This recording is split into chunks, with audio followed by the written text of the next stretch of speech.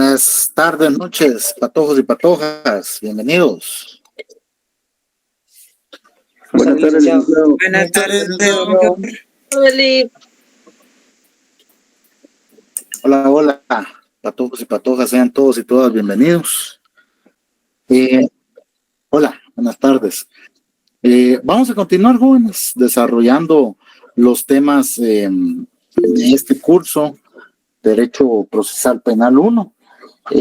Recordándole nuevamente, al día sábado es la evaluación y es necesario o se precisa de que ustedes pues estén preparados, pero de eso ya no vamos a platicar en este momento, sino que vamos a hablar acerca de vamos a continuar desarrollando los temas que teníamos o que empezamos, de los cuales empezamos a platicar el día de ayer en esta clase.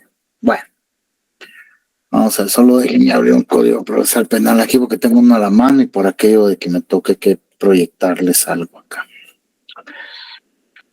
Bueno, el día de ayer, jóvenes, empezamos a hablar acerca de los principios que informan, principios fundamentales que informan la etapa del debate oral y público dentro del proceso penal. Ahora bien, hablamos, si no estoy mal, de dos de ellos.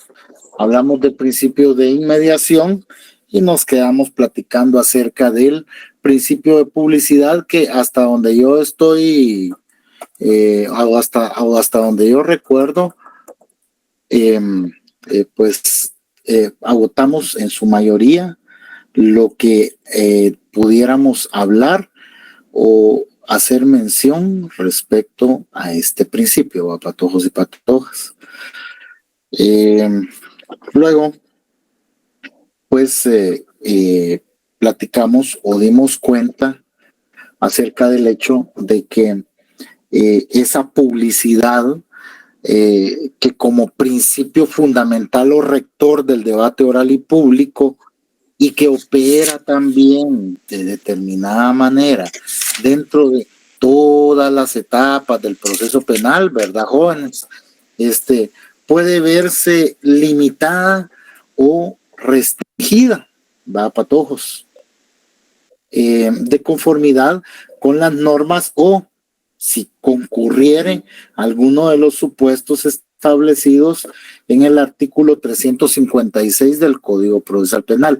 Ello pues bajo la idea de que esto se da o se desarrolla de una mejor forma dentro de la etapa del debate oral y público. Es decir, estas limitaciones, ¿verdad, jóvenes? A la publicidad de la cual, a la poca publicidad, ¿verdad, jóvenes?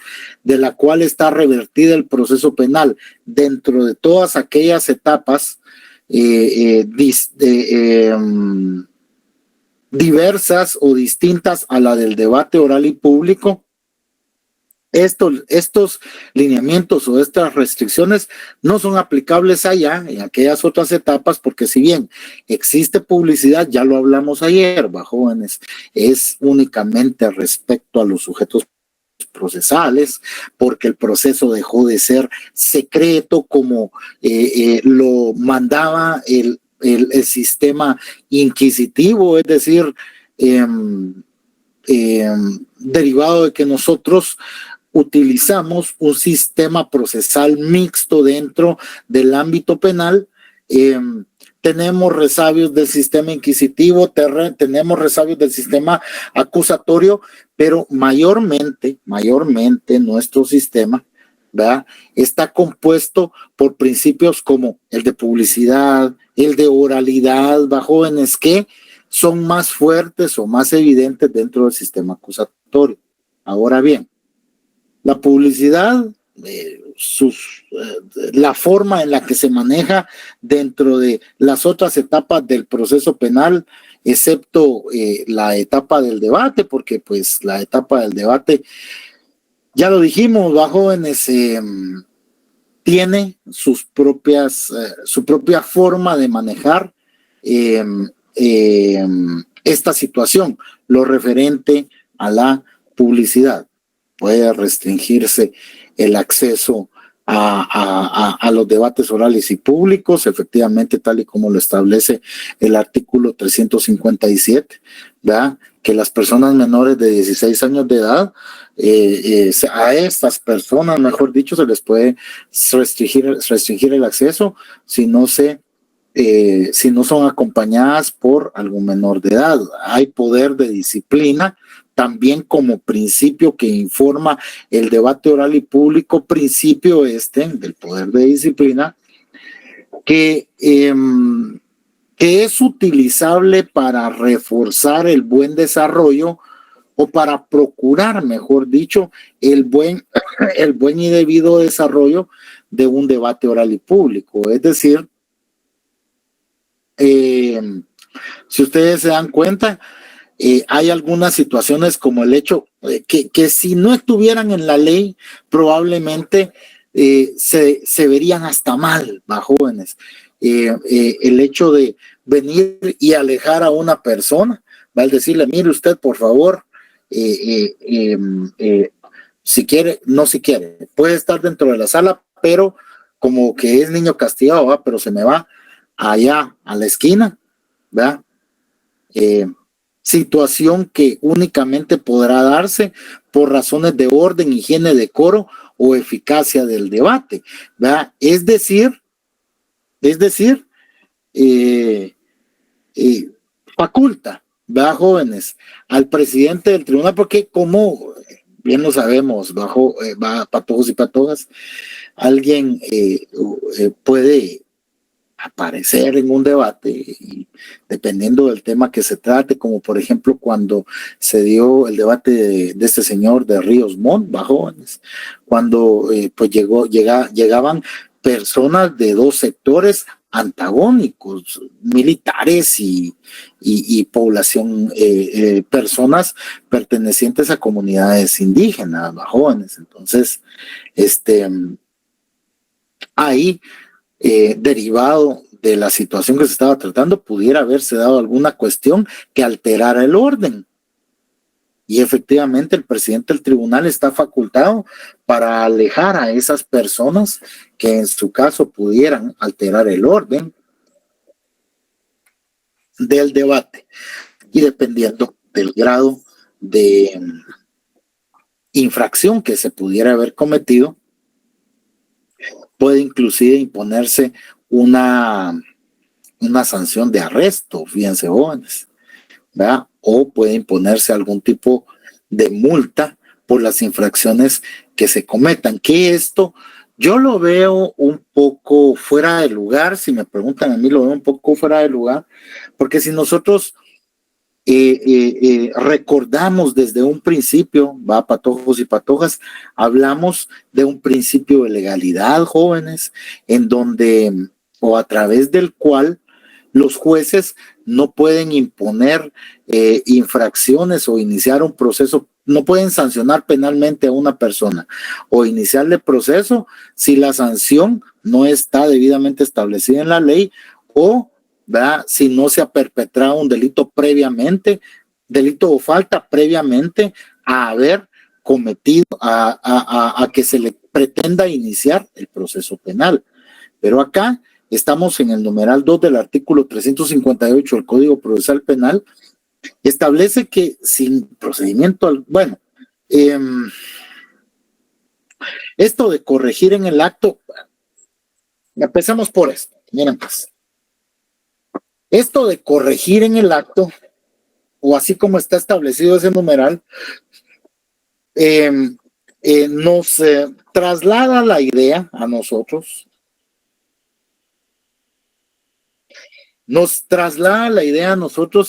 de que en ese momento, si la infracción, el desorden que se pudo haber cometido, algún tipo de infracción, ¿verdad?, que se pudo haber cometido dentro del tribunal, es a juicio del presidente del tribunal un tanto más grave ¿verdad? Como para únicamente apartarlo del lugar, es decir, no, lo que hizo es un poco más grave, no lo voy a separar. Le voy a imponer una multa o le voy a imponer 3 días de arresto. Bueno, jóvenes, pero vamos a leer el artículo 1 y 2 del Código Procesal Penal, ¿va, jóvenes? El imponer que el arresto es una pena también, solo que está establecido dentro de determinado margen, de 1 a 60 días. ¿No? Entonces,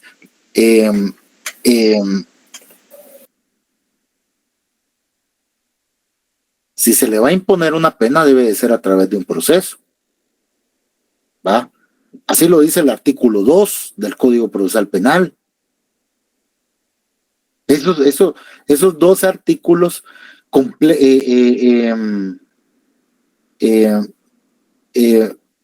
evidencian o materializan el principio de legalidad en el ámbito penal en materia. Lilian, disculpe, fíjese que esta es tercera vez que le voy silenciando el micrófono, por favor. Ahí está. Entonces, el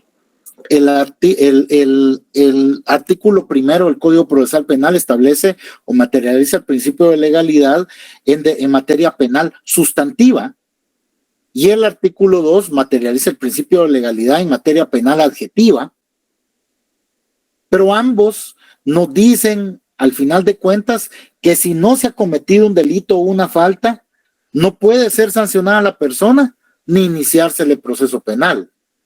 O al revés, no puede iniciarse el proceso penal con el objeto de conseguir determinada sanción, porque no ha cometido delito o falta. Entonces, acá, jóvenes, yo quisiera que ustedes me dijeran si al final de cuentas, a través de ese numeral segundo del artículo 358, se establece algún delito o falta a través del cual se le puede imponer a la persona 5 días de multa, 5 días, perdón, o multa mediante el desarrollo de un proceso penal.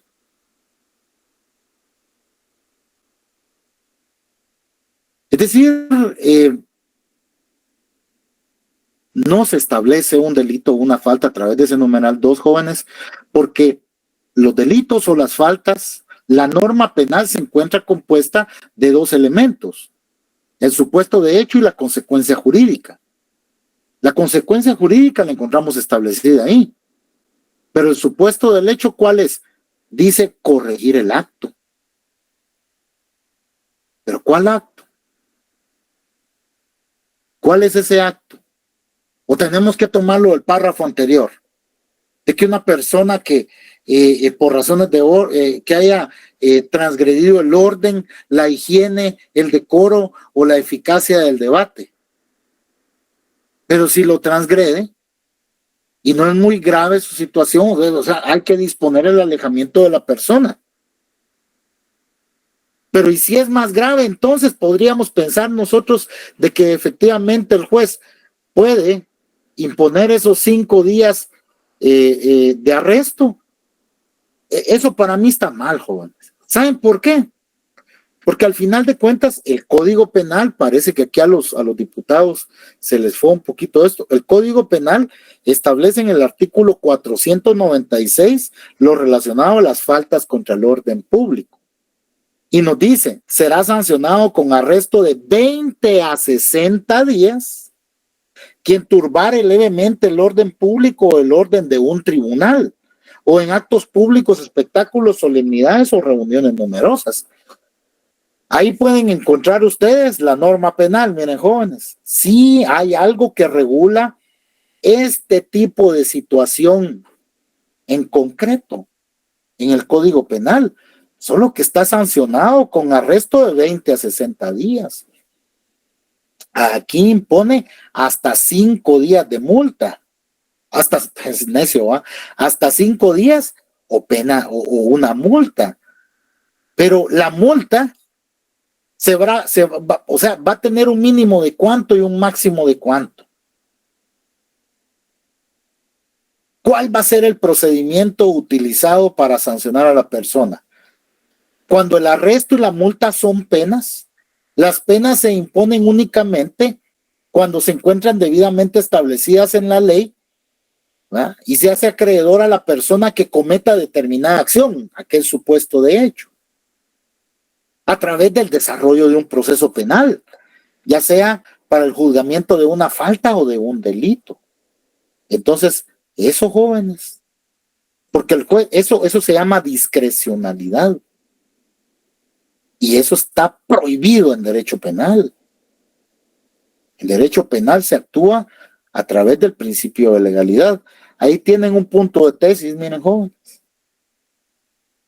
del cual ahí tienen mucho de qué hablar de ello. Miren,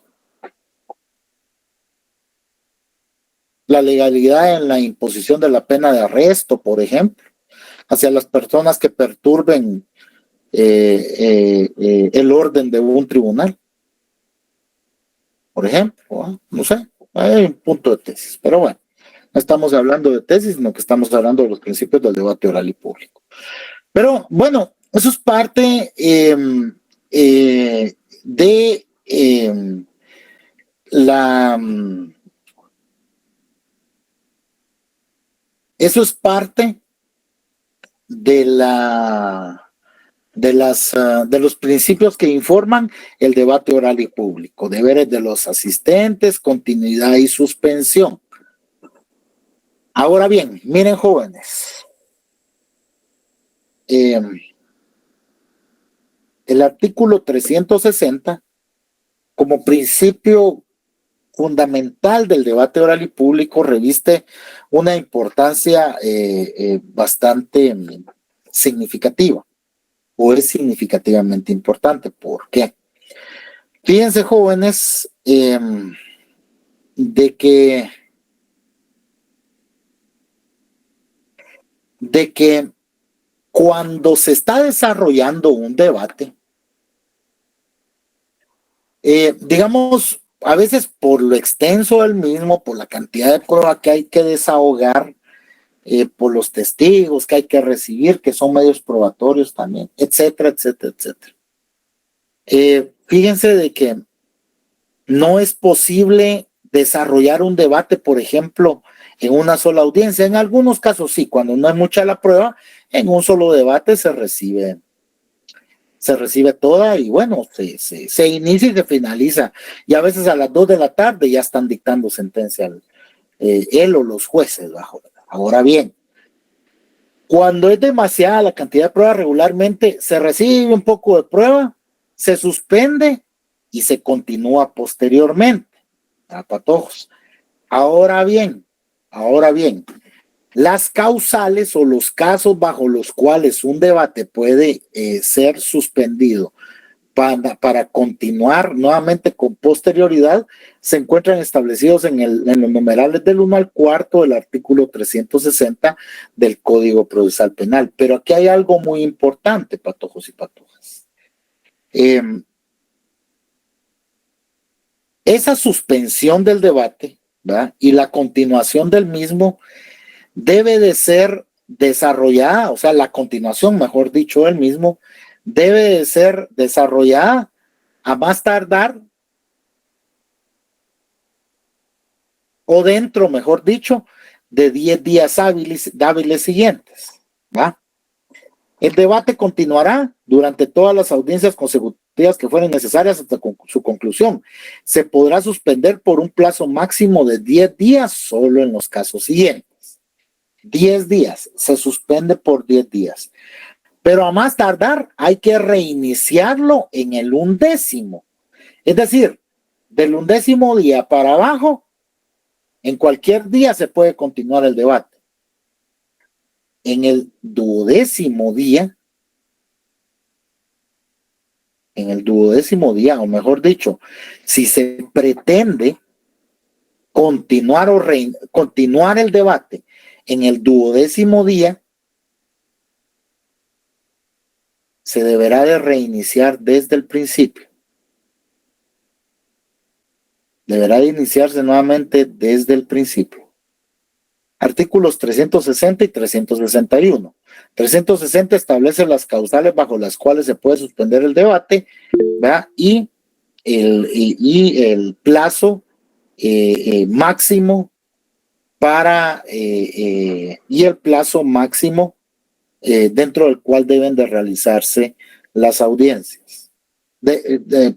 Hasta el plazo máximo por el cual es posible o es factible suspender el debate. El artículo 361 les establece cuándo a más tardar debe de iniciarse nuevamente el mismo.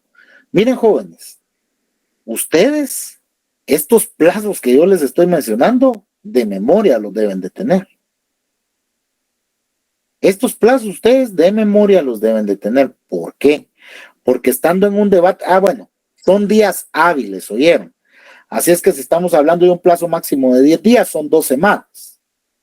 ¿Verdad? Porque son días hábiles. Dice, si hay días feriados o asuetos dentro de esos 10 días, pues se va haciendo el corrimiento. Pero son días hábiles. ¿Por qué ustedes deben de tener de memoria esos artículos? Pues por una sencilla razón, jóvenes. En ocasiones a los propios jueces se les pasa esto. Cuando a ellos se les pasa, y si a ustedes se les pasa, ¿verdad? Definitivamente, pues no estarán realizando una función profesional responsable por desconocimiento. Fíjense, porque al final de cuentas son ustedes, o sea, los jueces resuelven, los fiscales piden y los defensores son los encargados de controlar que todos estén actuando con legalidad. Ese es el rol de cada uno, ¿va?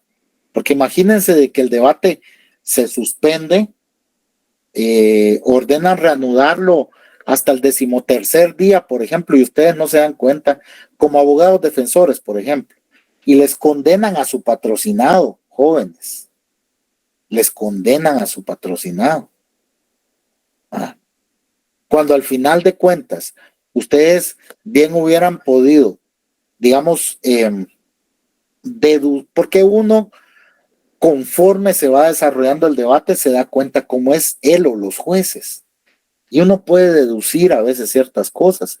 Y en algún momento, digamos, esa suspensión o ese reinicio de debate se dio casi al final del mismo. Y ustedes no se dieron cuenta de donde la prueba estaba desahogada y se dieron cuenta al final de todo, como abogados, como profesionales del derecho, que su patrocinado seguramente iba rumbo a una condena. Y no se dieron cuenta de eso. Y permitieron que el debate continuara. Y se los condena. Ahí queda responsabilidad en uno también, bajones, porque este tipo de cosas uno las tiene que saber. Porque ya deduciendo ese tipo de situaciones, ¿qué es lo que hace uno? Ese día de la audiencia, cuando se presenta el señor juez, quiero, antes de que se inicie la audiencia, plantear una actividad procesal defectuosa aquí en audiencia, derivado del hecho de que estamos pretendiendo continuar el debate, ¿verdad? Que fue suspendido en fecha tal,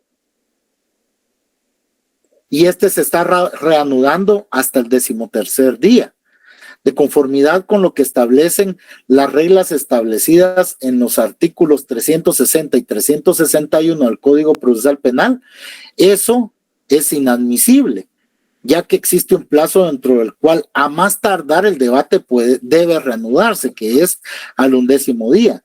De esta manera, si nosotros continuamos adelante, estaríamos transgrediendo el artículo número 3 del Código Procesal Penal, en atención al hecho de que estaríamos variando la forma del proceso porque estamos pretendiendo incumplir con las reglas del debido proceso, porque hay plazos establecidos que no estamos observando. De esa cuenta solicito de que se deje sin efecto la convocatoria a audiencia,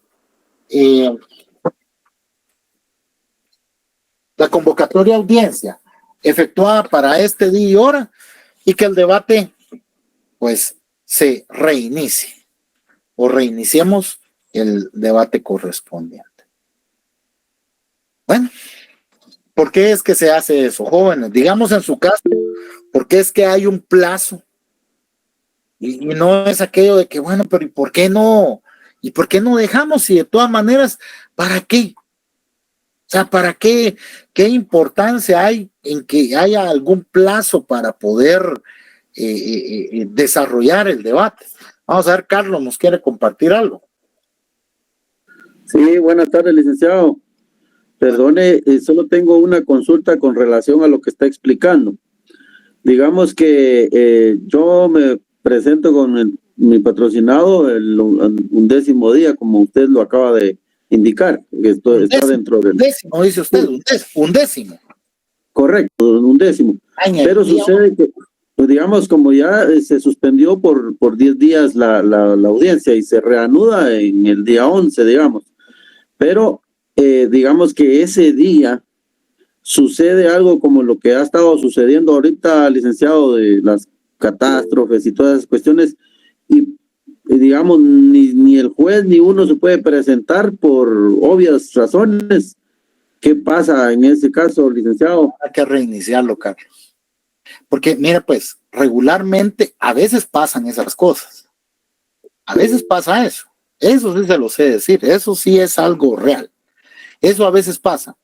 El problema está en que si no están completos los sujetos procesales, si no están completos, el tribunal no puede abrir, no puede reanudar para hacer cualquier cosa, por ejemplo.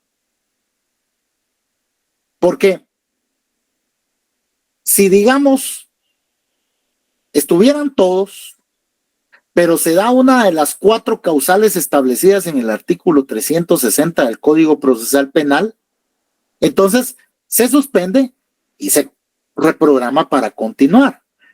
Pero no estando todos, la ausencia de uno de los sujetos procesales, la ausencia de alguno de los sujetos procesales no implica, digamos, o no es, o no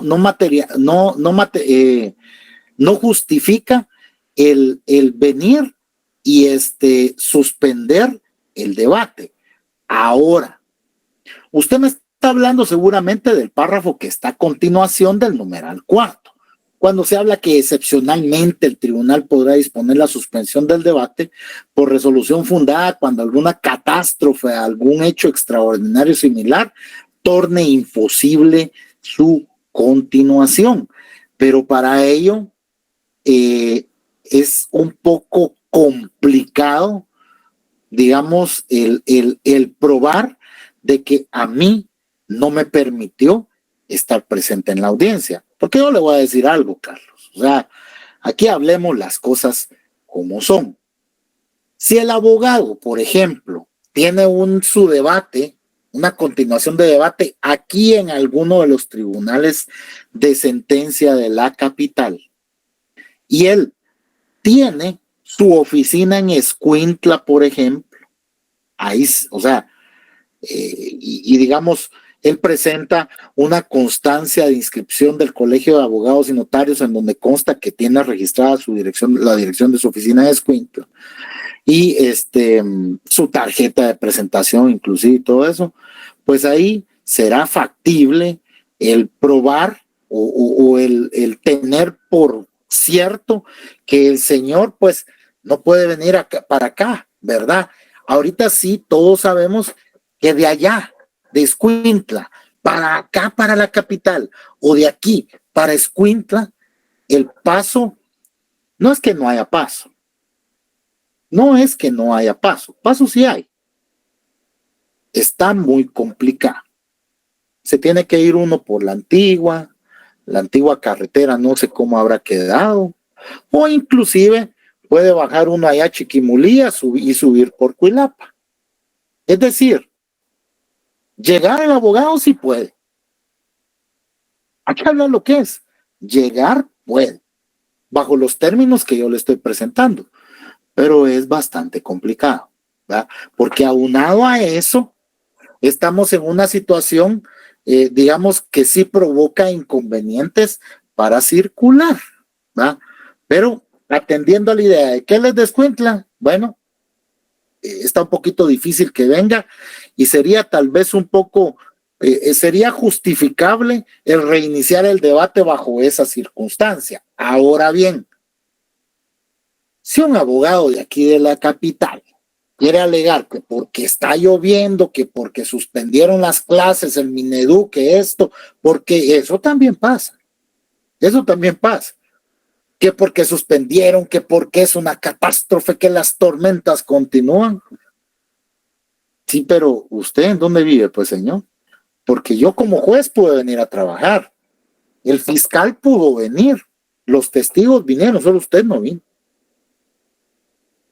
Entonces, debe uno de tener claras una serie de situaciones para poder justificar un posible reinicio de debate. ¿Va? Sería muy aventurado, la verdad, que por querer hacer la jugarreta uno, como abogado, como fiscal o como querellante, por ejemplo, o como sindicado inclusive, querer hacer uno la jugarreta de ese último día en donde es posible continuar el debate sin que se vaya a reiniciar, faltar, alegando alguna situación, porque no hablemos de catástrofe tal y como lo dice el propio artículo 360, hablemos de una situación más sencilla que también, digamos, podría complicar las cosas. Fíjese, señor juez, que yo realmente soy de Quiché, y para las audiencias yo me vengo de allá para acá y venía con tiempo, hoy que era las 11 de la mañana, pero a las 5 de la mañana tuve un percance vial en la vía y no me fue posible continuar mi camino. No le fue posible continuar su camino. ¿Qué tipo de percance? Hay que explicar qué tipo de percance para establecer si era factible que usted hubiera podido dejar su vehículo ahí y continuar en bus. Es decir, hay que tener uno mucho cuidado con el manejo de este tipo de situaciones. Yo les estoy mostrando acá lo que debe ser, cómo deben ser las cosas. Ahora bien, en la práctica, los tribunales rara vez dejan señalada una audiencia para el 11º día, por ejemplo. Rara vez. No lo hacen precisamente para no arriesgarse a ese tipo de situaciones. ¿Por qué? ¿Por qué? Porque si lo señalan, por ejemplo, al 7º día, que regularmente así le hacen para que continúe a la siguiente semana o los primeros días de la siguiente, 7º, 6º día, lo señalan, ¿va? Para continuar. 6º día sería principios de la siguiente semana, o sea, pasan una semana sin hacer nada. Pero vienen y lo señalan al 6º día y las personas no llegan. ¿Qué se puede hacer ahí? ¿Qué se les ocurre a ustedes que se puede hacer ahí?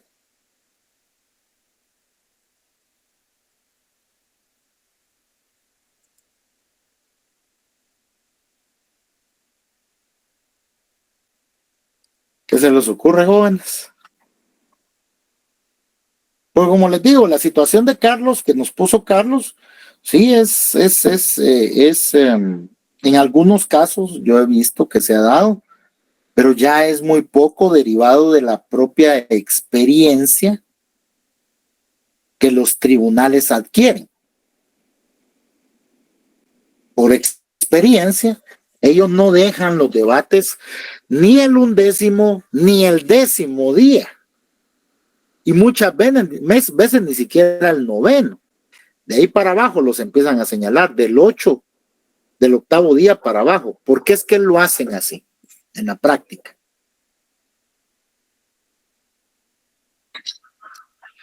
Porque si las personas no llegan jóvenes, vuelven a señalar en 2 días o en 3, si les da tiempo.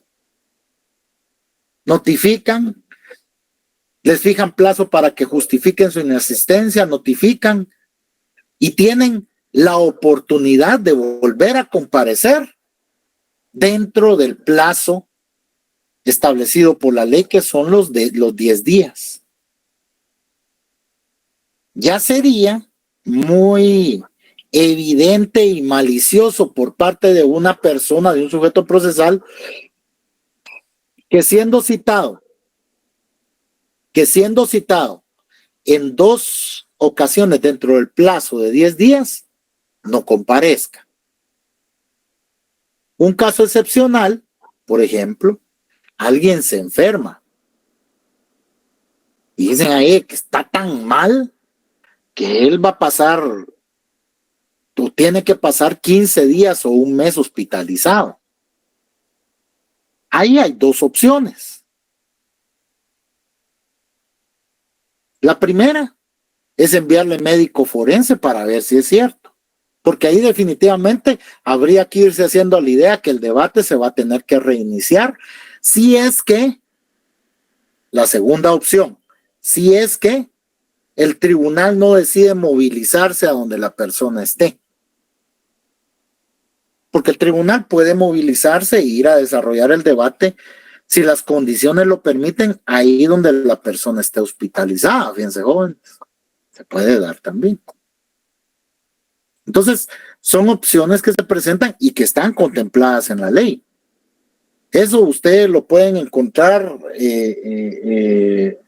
lugar de comisión del hecho en los artículos, por ahí por el artículo 150 y tanto al 190 y tanto del Código Procesal Penal, en donde el tribunal tiene la facultad de poderse movilizar a otro lado, de ejecutar el acto en otro lugar. Entonces,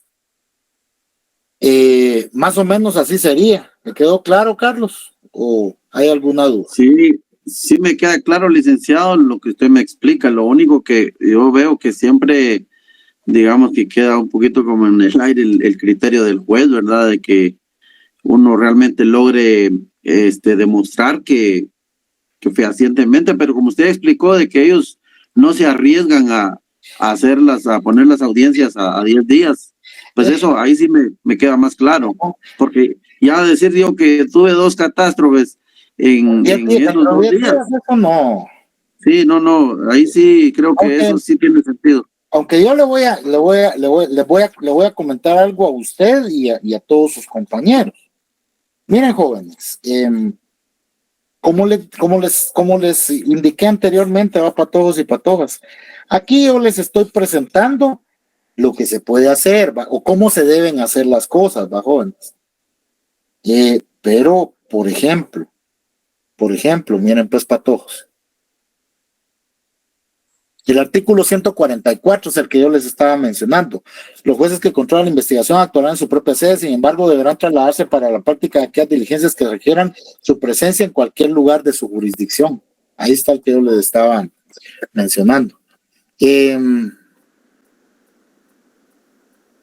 El debate se llevará a cabo y la sentencia se dictará en la sede del tribunal. Sin embargo, los tribunales de sentencia podrán constituirse en cualquier lugar del territorio que abarca su competencia. En caso de duda, se elegirá el lugar que favorezca el ejercicio de la defensa y asegure la realización del debate. Artículo 144 del Código Procesal Penal. Ahora miren, pues, hay algo que, digamos, usted mencionó ahorita, Carlos, y lamentablemente es lo que a uno le toca vivir en la calle. Y es triste ver cosas así o situaciones así. Yo una vez tuve un caso ahí en el juzgado tributario y había una jueza suplente, estaba cubriendo ahí a una jueza que se había ido a especializar al extranjero. Entonces fíjense, jóvenes, de que vienen y el sindicato no pudo llegar porque se enfermó.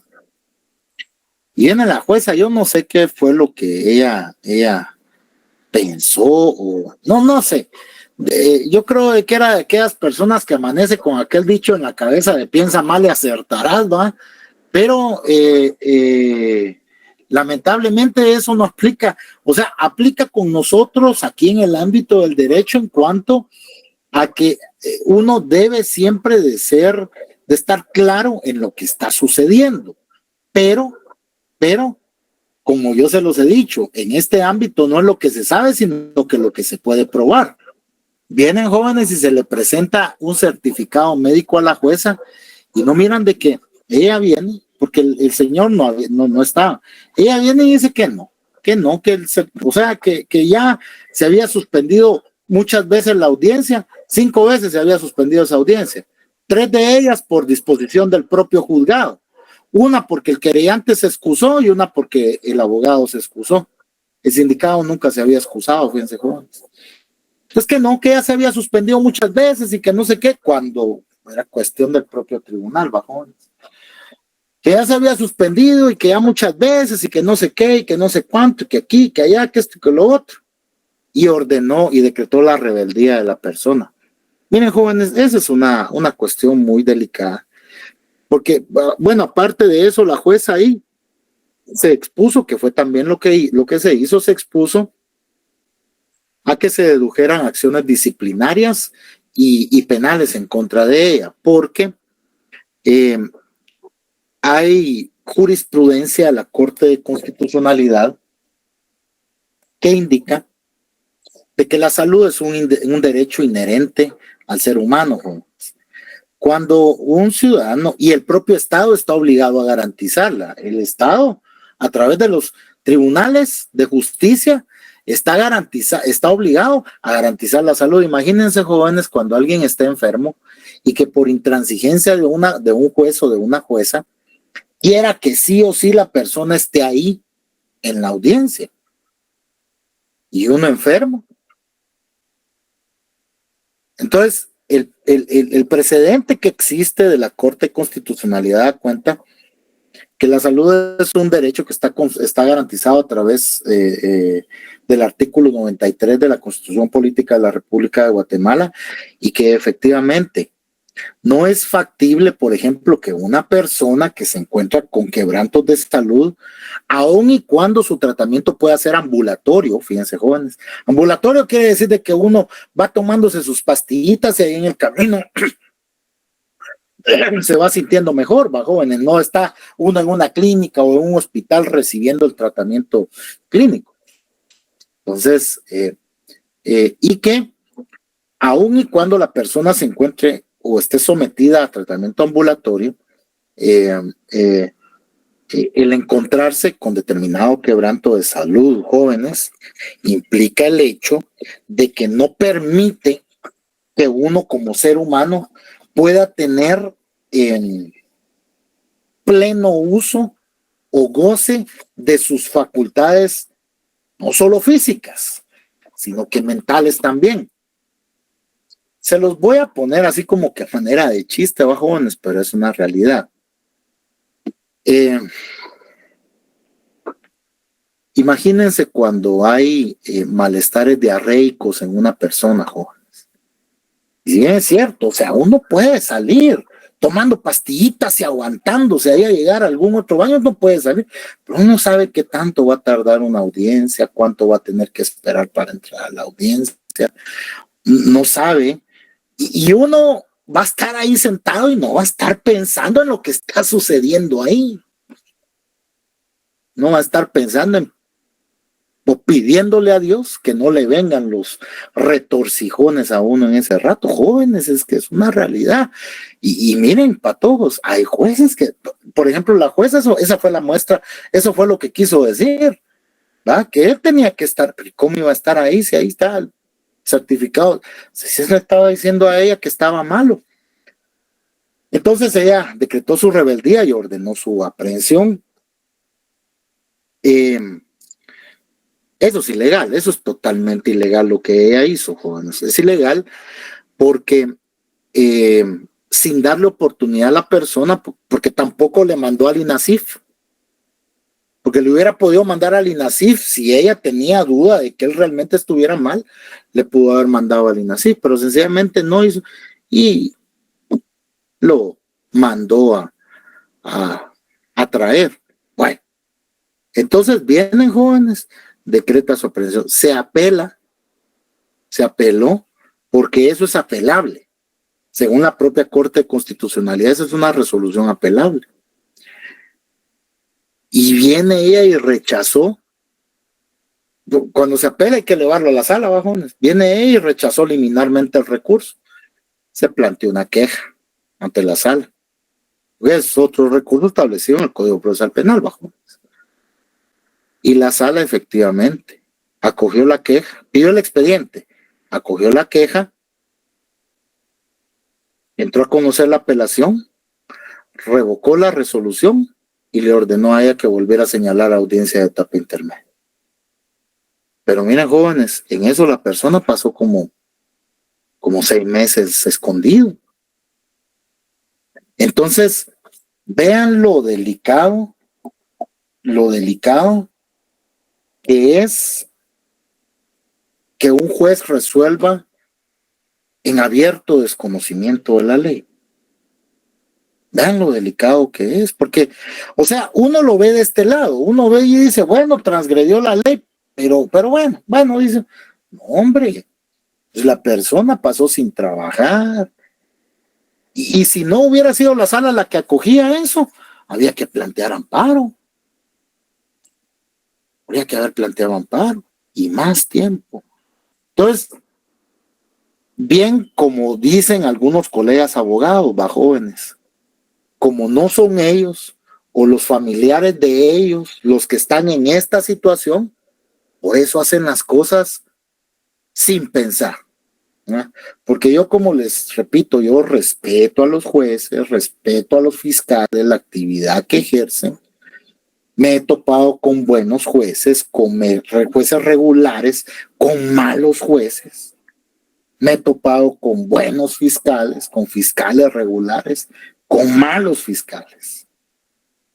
Entonces, eso es serio, jóvenes, porque y si a uno le toca, pues, jóvenes, no es porque uno piense en andar delinquiendo. Yo, pues, afortunadamente nunca he estado sometido a proceso penal, ¿va?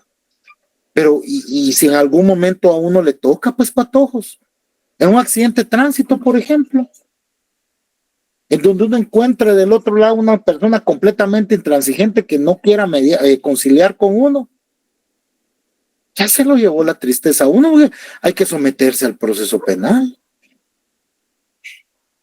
¿no? Entonces, hay que tener conciencia, patojos, y hacer las cosas como debe ser. Como debe ser. Entonces, imagínense lo delicado que termina siendo una situación como la que Carlos nos acaba de exponer, ¿verdad? Pero bueno, nos vamos a quedar por ahí, patojos, y vamos a hablar el día de mañana acerca del principio de oralidad, y vamos a hablar un poco acerca de de los medios de prueba o del desarrollo del debate. Vamos a empezar a platicar acerca del desarrollo del debate. Por el momento, ¿tienen alguna duda? ¿Alguna consulta? ¿Algún inconveniente? ¿Alguna queja? ¿Alguna sugerencia? Licenciado, perdone. Uh-huh. El día de ayer mi situación fue irregular, pude escuchar poco y digamos que pues desde el día viernes estoy teniendo problemas acá en Freganes con el tema de las clases por la lluvia, porque ayer todo el día pasamos sin energía eléctrica acá en Freganes, y estoy un poquito desinformado con relación a si ha cambiado lo del examen para el sábado o sigue en pie. Seguimos en las mismas, Carlos. El sábado a las 3 de la tarde, Salón 211. Excelente, gracias, licenciado, era mi duda nada más. Claro que sí. Jóvenes, les deseo una buena noche, espero de que descansen bien, listos para trabajar el día de mañana, y nos vemos a las 6 de la tarde en la próxima sesión de clases. Que tengan un buen descanso, patojos y patojas. Buenas noches, licenciado.